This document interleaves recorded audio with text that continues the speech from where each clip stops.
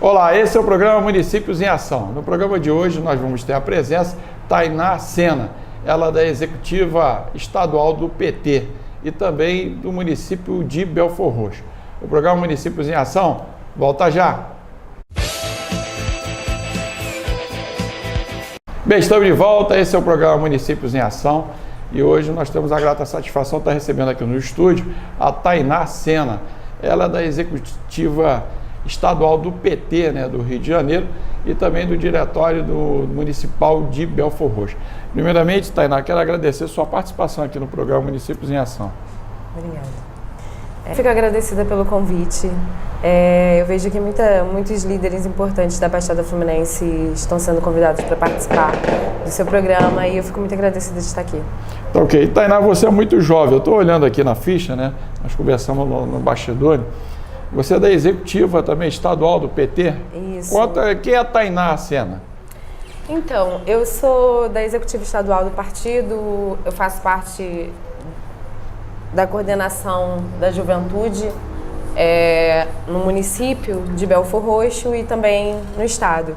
A gente tem um movimento social, a gente se organiza dentro de algumas favelas e em busca de tirar os jovens do meio do poder paralelo, dar um novo caminho. Mas a Tainá é uma jovem que é apaixonada por política, apaixonada também pelo partido, pela história que o PT tem, pela construção de políticas públicas criadas pelo partido no decorrer do seu governo, E que acredita que a gente só consegue mudar a vida das pessoas através da política. Eu acho que é a gente inserindo pessoas com compromisso diretamente com a vida popular, com a vida do povo, é que a gente consegue transformar a sociedade num lugar melhor. E eu tô sempre na luta por direitos, contra os cortes da educação, contra a reforma da Previdência, a gente está sempre... Agora, Tainá, como é que você está vendo, por exemplo, o PT é um partido de grande expressão nacional, e como é que você vê essa questão? Vou começar do Lula para depois vir para o estado do Rio de Janeiro e o município de Belfor Roxo. Como é que você analisa toda essa situação do Lula em comparação a todos os mesmos causos, vamos dizer assim, coloquei causos até errado para poder fazer a comparação da prisão dele e esse momento político que nós vivemos? Então, sobre a situação do Lula hoje, que o Lula é um preso político de forma muito declarada, eu acho que a intenção da elite brasileira, junto com o juiz Sérgio Moro, que era retirar o líder que o Lula era, a Globo passou, acho que mais de 78 horas só falando do Lula, em diversas reportagens. Acho que eles queriam, mais que tudo, era desmontar a imagem do grande líder que o Lula é. Só que assim, o efeito foi muito pelo contrário, quanto mais eles batiam no Lula, mais fichas chegavam de filiação ao PT. Então, assim, tinha toda uma contradição em meio àquele caos. E hoje eu vejo que o plano deles, que começou a partir do golpe, em 2015, deu muito certo, porque o plano deles era tirar o PT do poder, tiramos o PT do poder, evitamos que o Lula disputasse uma eleição, prenderam o Lula antes da eleição só para ele não disputar, porque o Lula disputando uma eleição eu acho que não teria nem o segundo turno, Não sei se seria muito ousado dizer isso, mas é o que eu acho. Só que assim, eu vejo que a elite brasileira até errou, com o presidente que a gente tem hoje. Porque eu acho que nem o Bolsonaro não era candidato nem da direita e nem de ninguém, O Bolsonaro surgiu num erro, acho que tanto nosso, da esquerda, quanto da direita. E que tá dando nessa loucura aí que a gente vê que é. Você acha que essa reforma, por exemplo, eu tenho entrevistado muitas personalidades e preocupado com a questão daqui para frente, o que vai acontecer? Qual é a tua visão sobre essa questão da Previdência? Essa reforma vai passar? Tu acha que ela vai virar uma coxa de retalho? Ou a toque de caixa vai ter uma aprovação? Olha, é possível que a toque de caixa tenha uma aprovação, mas eu acredito que não aprove, sabe? Eu acho, até mesmo porque a pressão popular está muito grande, E virou uma pauta muito caótica, né? É porque também eu acho que chega a ser desumano essa reforma da Previdência, né? Você ter diversos problemas dentro do país e você achar que você consegue resolver tirando daqueles que mais precisam e de tão pouco, né? Porque a gente tem concentrado aí 3% da população brasileira, somente 3% são ricos, né? 11,6% eu acho que são classe média e todo o resto é pobre. Então a gente vem de uma classe, a gente pertence a uma classe pobre e que vai pagar pelo aqueles 3% que é uma minoria e que não entra dentro desse pacote, aqueles 11% também não entram. Alguns setores dos militares também não entram, então eu acho que é uma coisa mais seletiva. Então eu acredito que não passe, a não ser com manobras políticas. Esse é o programa Municípios em Ação e hoje entrevistando Tainá Sena, ela é da Executiva Estadual do PT e também do Diretório Municipal de Belfor Roxo. Nós vamos para um rápido intervalo, depois nós vamos saber o que está acontecendo nos bastidores do Estado do Rio de Janeiro e depois vem para a Baixada. Voltamos já já.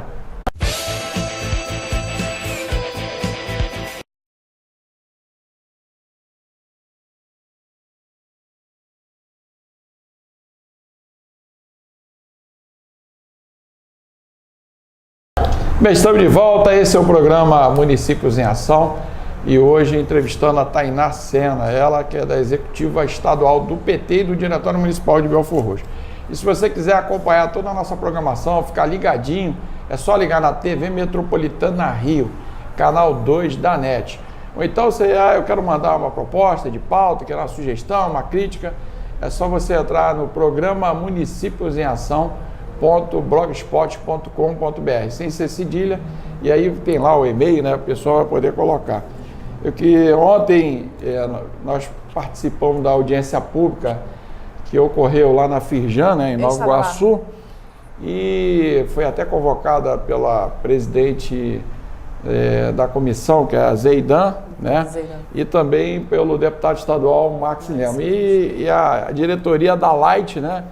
Em peso estava ali, foi importante. Só acho que aquele local aí, para quem é da Baixada, é de difícil acesso. Muito difícil. Né? Para você ir para lá, então ficou meio elitizado aquela participação da população, né? Acho que foi difícil acesso, teria que ser feito, por exemplo, se fizesse no Sesc de Nova Iguaçu, né? Sesc, na Câmara. A Câmara de Vereadores e acho que teve esse tipo de desdobramento que atrapalhou um pouco, mas eu acho que foi importante porque a Light é uma caixa preta, ninguém sabe o que acontece. Por exemplo, você não tem um controle, você não sabe, na realidade, ela já que ela foi privatizada, ela não tem que prestar conta a ninguém, a não ser diretamente quem contratou ela é o governo e nós que somos o necessitado de usar a energia, porque sem energia você não tem televisão, você não tem vida, você não tem nada.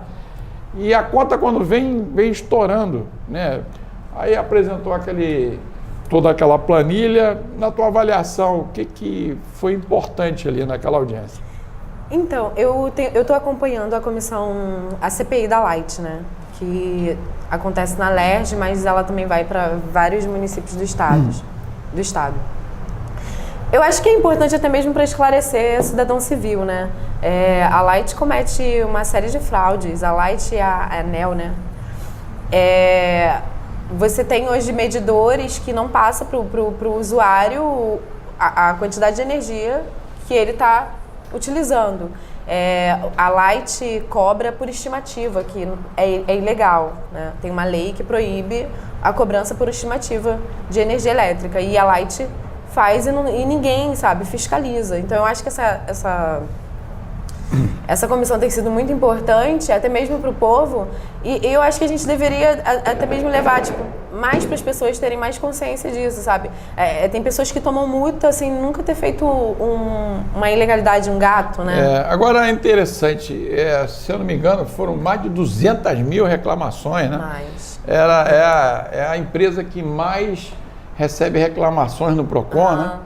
O ranking, né? Então, quer dizer, isso... Ela ganhou o prêmio da pior empresa em termos de prestação. Agora, o interessante é que na planilha eles apresentaram também que os encargos é muito alto, né? Muita tributação em cima disso.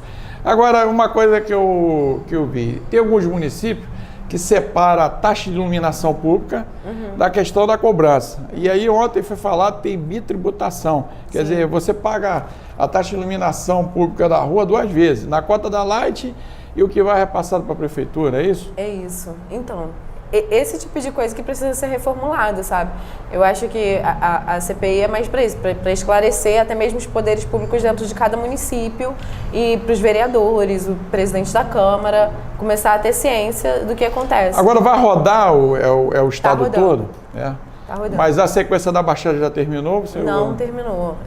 Parece que vai ter uma em Nilópolis. Assim, é só fazer o convite, né, para a presidenta, que no caso é a deputada Zeidan, ou até mesmo para o deputado Max Lemos, e agendar que eles venham no município. Isso é uma coisa muito séria, porque ontem foi colocado que se não houvesse uma participação, a Assembleia ia pedir até o cancelamento da autorização do fornecimento de energia, não é isso? Sim, as pessoas, isso é sério isso. Muito sério. Ainda mais com esse temporal que deu ultimamente, você fica, por exemplo, fica sem luz, aí tu liga aquele telefonezinho que chega a irritar, né? Não tem uma satisfação de informação e muitas das vezes você não sabe quando é que a luz vai voltar, perde produtos perecíveis, né, que fica ali. E eles não ressarcem, né, a perca do usuário e fazem uma economia sem tamanho, né? Eu acho até que eles aproveitam alguns momentos para economizar. Eu acho que a Alerj podia botar um disque emergência, né? Pô, deu esse problema, tu liga para a Light, não resolve, liga para a Alerj. Porque aí já ficaria ali, tem mais um, né? Para tomar providência rápida, né? Porque assim, pelo que a gente acompanha, né? É muita denúncia, né? É uma insatisfação sem tamanho. Só que o que precisa ser mudado não é só a concessionária, né? Não é só a Light, o problema não é só a Light, é também o modelo, o sistema. Porque os modelos de cobrança, os relógios, né?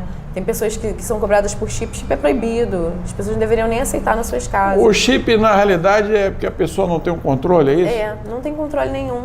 E nem quem Quando a gente teve uma comissão lá na Alerj, acho que foi na terça-feira. Essa foi na sexta, foi na segunda-feira. Um rapaz que era o analista desses relógios, ele mesmo falou, ele é um ex-analista, e ele falou, eu trabalho com aquilo e a gente não consegue medir. A gente realmente dá por estimativa, a gente olha a casa... Quer dizer, se a casa for pitadinha melhorzinho, o preço é dobrado. O preço é dobrado. Isso é muito ruim. Agora, Tainá, por exemplo, eu estou vendo, você é muito jovem, né? Sim. Participando da política. Você acha que a juventude agora, com toda essa confusão toda de corrupção, toda hora está estourando, escândalo em cima de... Tem muita gente, o Brasil virou um Paraguai, entre aspas, né? Que todo mundo que era coisa que é ligada à corrupção no passado se atribuía ao Paraguai, esse negócio todo. O Paraguai deu uma guinada, aumentou o IDH, né? Trouxe investimento. Por exemplo, você que está acompanhando isso de perto, qual é a tua sugestão para que principalmente o jovem possa participar da política, não só a questão partidária, mas uma política de acompanhamento, porque sempre em todas as eleições a gente vê a participação de fornecedores, né? Todos os escândalos sempre tem alguém que entrou com dinheiro, deu para a campanha e depois quem foi eleito acaba virando empregado de quem bancou a campanha dele, que são os fornecedores. Qual é a sugestão para poder mudar isso, na tua opinião? Olha, eu acho que de toda maneira é uma organização popular real, né? Eu acho que você levar consciência política para as pessoas, não falo de forma partidária, não, falo de uma forma real. Eu acho que até esse plano de corte na educação do Bolsonaro é até uma forma de desmonte, né, da consciência. Você vê que ele quer cortar a sociologia, a filosofia. Ele não quer que as pessoas pensem, que as pessoas raciocinem, sabe? Porque uma juventude consciente de tudo que acontece dentro do país é uma juventude que consegue desmontar um governo, né? A gente mostrou no dia 15 de maio que a galera foi pra rua em todos os estados defender a sua educação. Tinha crianças ali de 12, 13 anos defendendo a educação. Por quê? Porque eu acho que só a educação consegue fazer essa transformação, faz o jovem despertar. A gente tendo uma consciência de história, né? Qual é o histórico real do país, sabe? Pra gente ter com clareza quem é que representa a gente, quem é que nos defende, quem é que tá na nossa linha, quem é que vai defender a nossa classe social, a nossa causa. Até porque quem depende de educação pública, de saúde pública, é pobre, né? Você acha que, por exemplo, aquela frase, vamos dizer assim, que o presidente colocou, chamando de idiota e tudo, aquilo foi o estopim para poder a juventude acordar isso? Foi. Foi. Assim, é ruim, né? Você vê um presidente da República que tem um comportamento totalmente fora do comum. A gente não vê nada tão bizarro quanto o Bolsonaro. No carnaval, o cara colocou um vídeo, né, de um homem mijando em outro homem. Era até um vídeo dos Estados Unidos e ele dizendo que era um vídeo americano e ele dizendo que era um vídeo brasileiro do carnaval que acontecia aqui. Como é que um presidente da República posta uma coisa dessa? Ele não tem nem postura de presidente. E ele ter chamado os estudantes de idiotas úteis, né, porque eles estavam se organizando para fazer uma manifestação, foi um despertar, né? Porque ele causou um reboliço na galera e que foi todo mundo pra rua. Eu tenho feito acompanhamento de algumas palestras nas universidades, principalmente públicas, e eu tenho sentido, independente dessa situação toda, até dessa frase, eu acho errada, equivocada que ele deu, a faculdade faltando material de insumo, até Sim. papel higiênico não tinha no banheiro, Sim. não tinha condição de fazer limpeza. Por exemplo, você é uma questão até de higiene, né? A Sim. questão de saúde pública, e parece que ninguém orienta, né? Acho que faltou alguém para poder dizer, essa situação não é bem assim, porque se você ficar criando disputa de time de futebol para dentro de um governo, um é Flamengo, outro é Fluminense, outro é Vasco, outro é Corinthians, mas se você generalizar isso, o conflito nunca vai terminar. Sim. Né? E deveria ter está na hora de governar.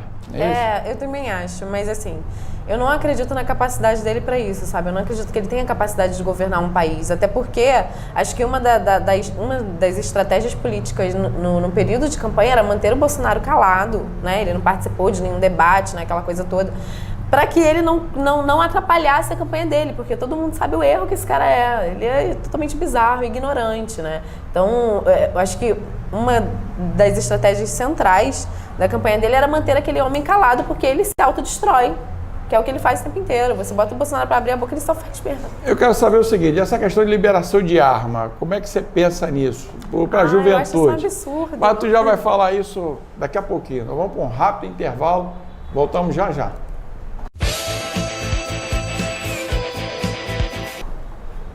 Bem, estamos de volta, esse é o programa Municípios em Ação e hoje entrevistando a Tainá Sena. Tainá Sena é do corredor de automobilismo da Fórmula 1, não? É parente, não? Não. Agora, se você quiser acompanhar toda a nossa programação, ficar ligadinho em todas as entrevistas, é só ligar na TV Metropolitana Rio, canal 2 da NET. Ou então, pelo blog programa municípiosemAção.blogspot.com.br. Tainá, o Brasil está passando por um momento de transição, né? Tudo está sendo muito rápido, né? Essa questão, por exemplo, da liberação das armas, você acha que os jovens, como é que ele analisa isso? É claro que vai ter restrição, vai ter uma série de coisas, mas o sonho de muita gente é ter uma arma, né? Parece que todo mundo está querendo voltar à época do John Wayne, né? E como é que você avalia isso? Eu acho muito absurdo, acho muito pesado, né? Eu acho que a última coisa que o brasileiro precisa hoje é de armas, né? Porque a gente precisa de tanta coisa básica, né? Educação, saúde, que eu acho que a arma, o incentivo à violência é o que a gente menos precisa. Um país que mata mulher a cada 2 horas, né? Um dos países mais violentos na questão do feminicídio, você ter uma arma dentro de casa. Para nós, mulheres, fica uma coisa mais perigosa ainda mais, né? Um homem já mata sem ter uma arma dentro de casa, imagina com uma arma. Ele bate na mulher o tempo inteiro, com uma arma dentro de casa ele vai matar. A cada 2 horas morre uma, vai passar a morrer por minutos, né? Então eu acho que é totalmente desnecessário. Eu acho que isso não deveria nem ser pauta do governo federal. Isso deu uma alavancada, parece que todo mundo... Eu procuro conversar com algumas pessoas, mas todo parece... mundo querendo despertar o lado uma coisa que é interessante. Hoje um jovem, ele porta um fuzil, né? Trabalha, é operário da criminalidade. Um fuzil daquele, um tiro daquele, ele não é um tiro normal. Ele vai atravessando vários corpos, atravessa a parede e tudo. Nós hoje não temos condição nem de dar atendimento nos hospitais, quanto mais com uma arma de guerra dessa. Como é que o governo vai se levantar em termos de organização e de infraestrutura para dar esse atendimento, entendeu? Verdade, não faz sentido nenhum. Agora, Tainá, por exemplo, você é uma liderança expoente lá em Belford Roxo, você também saiu candidata a deputada, não é isso? Sim, saí candidata. Foi pelo PT, né? Sim. Como é que você está vendo, por exemplo, essa mudança agora? O prefeito de Belford Roxo foi afastado, o Vaguinho, né? E o presidente da Câmara, que é o Marcinho Bombeiro, assumiu. Como é que você está vendo esse novo cenário? Porque até então as coisas estavam caminhando de uma certa maneira e deu essa mudança brusca. Como é que você analisa esse perfil da saída do Vaguinho e como é que você vê o seu ponto de vista sobre isso? Bom, um ponto de vista, primeiro sobre a questão do judiciário, né? Eu não acho que tem sido legal o comportamento do judiciário em vários casos políticos. No caso do Vaguinho, eu acho que ele não deveria ser afastado, na minha concepção. Eu acho que eles deveriam, sim, investigar, né, abrir processo. Provou, tem que prender. Eu acho que você afastar, você dá mais tempo hábil para a pessoa, né, fazer suas manobras políticas. Mas o Marcinho Bombeiro, né, assumindo lá a prefeitura hoje de Belford Roxo, as pessoas têm até uma esperança, né, de alguma mudança em algumas situações. Mas assim, eu não acredito na inocência do prefeito do meu município, né? Eu fiz parte do governo dele. O PT compõe a base do governo? O PT compõe a base do governo. O PT fez uma aliança com ele em 2016, né? Apesar do golpe que a gente sofreu com a Dilma, o PT em Belford Roxo e Maricá fizeram uma aliança com o PMDB. A primeiro momento eu nem iria fazer a campanha dele, né? Eu fui até para São Paulo fazer a campanha do Haddad, mas aí meu pai e um amigo, que era da juventude também, insistiram, não, vamos fazer aqui a campanha, a gente é de Belford Roxo, a gente tem que... Teu pai é o presidente do diretório? Meu pai é o presidente do partido. É o Tiel, né? Tiel. Isso. E aí fizemos a campanha com ele. Até então ele cumpriu com a galera do PT, né? Parcialmente, mas cumpriu comigo, com a galera da juventude. Mas tinha umas posturas que eram totalmente contra o que a gente luta, né? A gente luta eu sou do Partido dos Trabalhadores, a gente luta pela causa do trabalhador.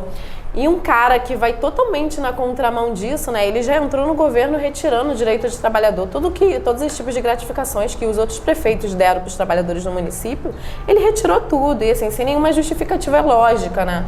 Ele deu a justificativa que seria dos primeiros 6 meses até organizar a casa, mas não foi. Você via gari que recebia 2.100, recebendo R$920. E assim, você via a pessoa quase que muita gente entrando em depressão, né? Porque uma pessoa que vai com seus R$2.100 contado para dentro de casa e volta com R$900, a pessoa não sabe nem o que fazer. Então eu acho que retirar direito de trabalhador é muito ruim. Uma outra coisa... Ele, na realidade, por exemplo, foi a Câmara de Vereadores, a denúncia partiu da Câmara de Vereadores. Eu entrevistei aqui o Cristiano, na realidade foi a Câmara de Vereadores que deu prosseguimento, fez o pedido de afastamento dele, né? Sim. Foi o primeiro prefeito afastado. Desses 29 anos do município de Belford Roxo. Ele queria fazer história, né? Agora, inclusive, o programa Municípios em Ação, ele sempre foi aberto. Eu trouxe vários secretários aqui para que pudesse, fiz vários convites ao prefeito, ao vice-prefeito. Na época era o Márcio Canela, até como deputado, o presidente da Câmara, sempre colocamos à disposição, porque a população precisava saber, por exemplo, foi de uma mudança muito rápida e ninguém entendeu por que ele foi afastado. Sim. Né? E daqui para frente, como é que o partido PT vai lançar candidato a majoritário, vai concorrer à prefeitura? Existe essa possibilidade, né? A gente está num período de eleição interna do partido, né? Porque o nosso partido é bem democrático, a gente tem uma eleição interna para eleger presidente, toda a direção. E passando desse processo, eu acho que a gente consegue tirar, se a gente vai lançar uma candidatura própria. Mas eu acho que, assim, o PT sendo base do governo fica uma situação bem ruim, né? Até porque eu acho que hoje quem faz parte o Jacó, o Luiz Carlos não está mais no partido, né? Mas o Luiz Carlos... O Jacó é secretário de quê? O Jacó é secretário de Desenvolvimento Sustentável. Eu não sei exatamente o nome, né? Porque eles criam... Ela tinha mais de 40 secretarias, então é muito nome de secretaria. Mas parece que... Eu sei que a função, né? É aquele desentupimento de esgoto. Ah, tá. Ligado à área de saneamento, Sim. Né? E quem mais participa? Então, o Luiz Carlos do Caminhão, né, que já foi vereador no nosso partido, hoje ele não está mais no partido, ele não está mais no PT, mas o Luiz Carlos do Caminhão também era secretário de Serviços Públicos. Teve aqui também, deu entrevista aqui. Sim. Aí quer dizer, na realidade, e vocês vão definir isso até o final do ano ou é só ano que vem?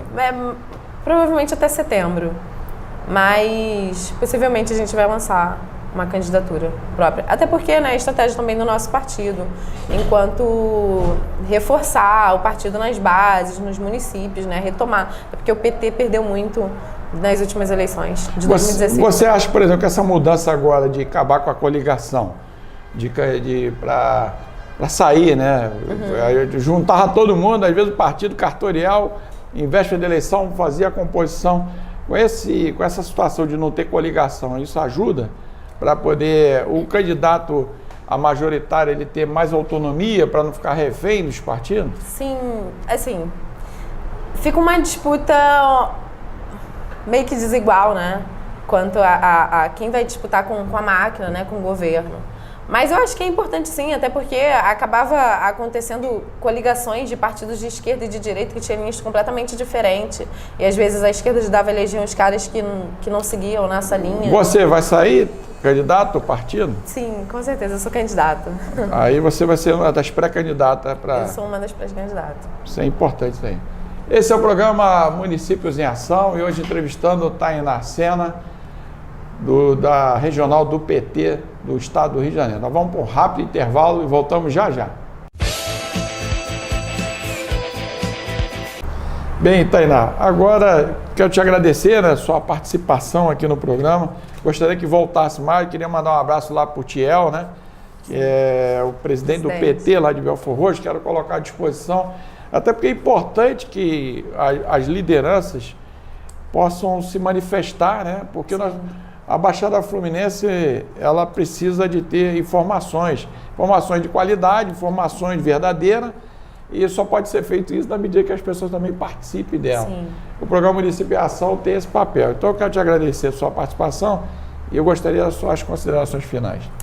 Bom, eu acho muito importante, né, a gente ter um espaço como esse, né, que a gente consiga expor as situações, né, e que seja de forma bem aberta, né, porque a gente tem meios de comunicação lá dentro do município de Belfor Roxo, mas que tem lado, né, então eles não expõem as coisas de forma democrática, né, eles têm um lado.